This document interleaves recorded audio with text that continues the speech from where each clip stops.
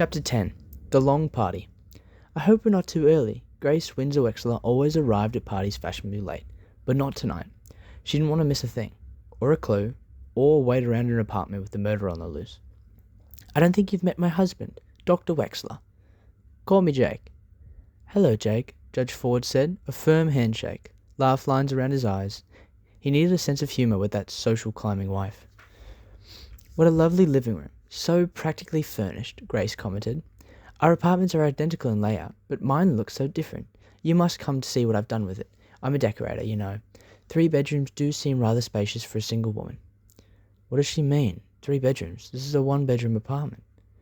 Would you care for an appetizer, Miss Wexler? I'm curious to know exactly how you're related to the Westing family. The judge had hoped to take the heiress by surprise, but Grace gained time by coughing. Goodness, that ginger is spicy. It's the Szechuan cooking style, you know. How am I related? Let me see. Uncle Sam was my father's oldest brother, or was he the youngest brother of my father's father? Excuse me, I have to greet my other guests. The judge left the prattling pretender. Father's brother or father's father's brother. If the relationship was on the paternal side, her maiden name would be Westing. The party went on and on. No one dared be first to leave. Safety in numbers, especially with the judge there. So the guests ate and drank and jabbered, and they watched the other guests eat and drink and jabber. No one laughed. I guess murder isn't very funny, Jake Wexler said. Neither is money, Mr. Who replied glumly. Deciding that his wife had found the perfect partner, the podiatrist moved on to the 2 women standing in silence at the front window. Cheer up, Angie Pye. You'll see your Denton soon enough. His daughter twisted out of his embrace. Are you all right, Angela?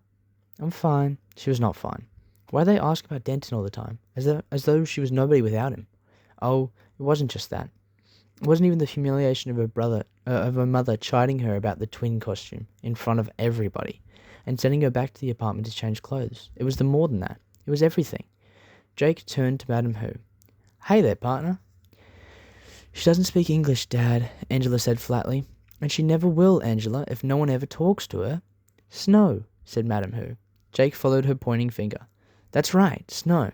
Lots and lots of snow. Snow, trees, road, Lake Michigan. China, said Madam Who. China? Sure, why not? Jake replied. China. Angela left the chatting couple. Why couldn't she have made some sort of friendly gesture? Because she might do the wrong thing and annoy her mother. Angela, the obedient daughter, did only what her mother told her to do. Hello, Angela. One of these tidbits might cheer you up. Judge Ford held the tray before her. I hear you'll be getting married soon.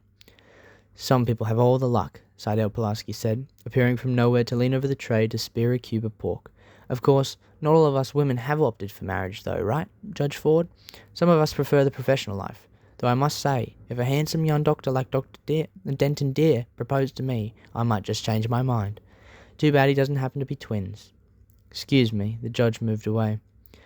I'm not having any luck at all, Angela, Seidel whined. If only your mother hadn't made you change clothes, someone surely would have mentioned twin.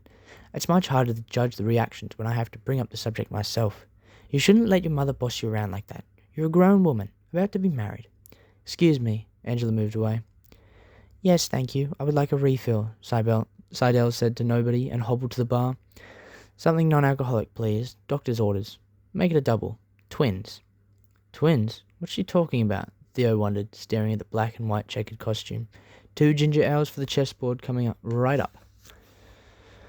Hidden among her guests, the judge studied the 2 people standing off in the corner, the only pair in Sunset Towers who were not Westing heirs.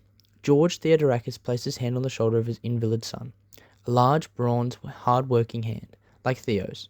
Theo resembled him in many ways. Tall, wide shoulders, slim-waisted, the same thick, straight black hair, but age had chiseled the father's face into sharper planes. His troubled eyes stared across the room at Angela. Catherine Theodorakis, a slight, careworn woman, gazed down at her younger son with tired, dark-circled eyes. From his wheelchair, Chris watched legs. Other than the funny lady with the shorthand notes, the only limpers were his brother, Theo, Turtle had kicked him again, and Miss Wexler, who stood on one leg, rubbing her stockinged foot against her calf. A high-heeled shoe stood alone on the carpet beneath her. Judge Ford didn't limp. Besides, she couldn't be a murderer, in spite of his clues. Nobody here looks like a murderer. They're all nice people, even this fat Chinese man who grumbles all the time. George Theodorakis greeted Mr. Who with, How's business?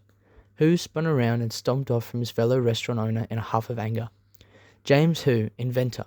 That's who the judge wanted to talk to. But there was a problem at the bar. A long line had formed and it wasn't moving. There are 16 white pieces and 16 black pieces in chess, Theo was explaining to Saito Pulaski. Do you play chess, Judge Ford? A bit, but I haven't played in years. The judge led the secretary away from the crowded bar. Theo must think the Western game has something to do with chess. He may be right. It certainly is as complicated as a chess game. But I did study, Doug was arguing. The judge interrupted. I haven't had a chance to thank you for this delicious food, Mr. Hu. How long have you been in the restaurant business? Running up and down stairs is not studying, Hu said. Saito Pulaski butted in. Father and son, you look more like twins. You're equal partners with that Theodorakis kid, Hu continued. Why didn't you insist on holding the meeting in our restaurant instead of that greasy coffee shop? Because some people don't like chow mein for breakfast, Saito Pulaski replied. There you are, dear. Grace patted a stray wisp of Angela's hair into place.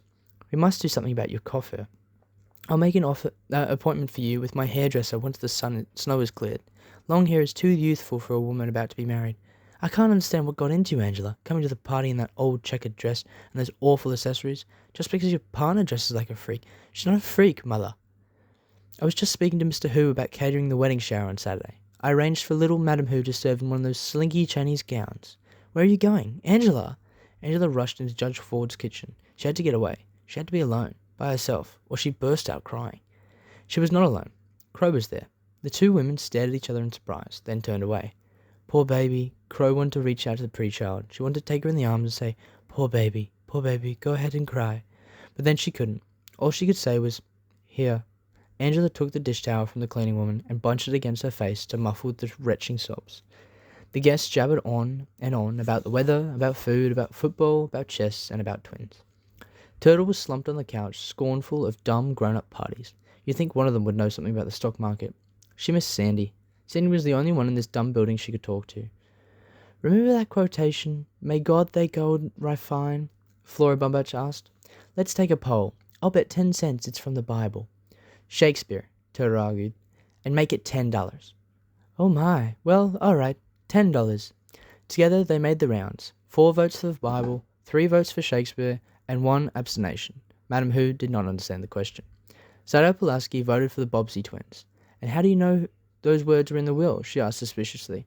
Too suspiciously. So that's what lost important business papers meant. Somebody stole the shorthand notes. Turtle smiled at the delicious nastiness of it all. I remember, that's all. If you remembered so well, tell me what comes before that, Saito challenged. I don't know. What? The secretary had an audience now. I don't mind telling you, but not if you ask like that. Theo said, please, not Turtle. Saito turned toward him with what should have been a gracious manner, but she grimaced when the top of the crutch poked her in the chest. The exact quotation, she announced loudly, hoping she was right, is spend it wisely and make God thy gold refine. Right or wrong, her guest was received with groans of disappointment. The heirs expected more, a hint, a clue, something. It was time to go home.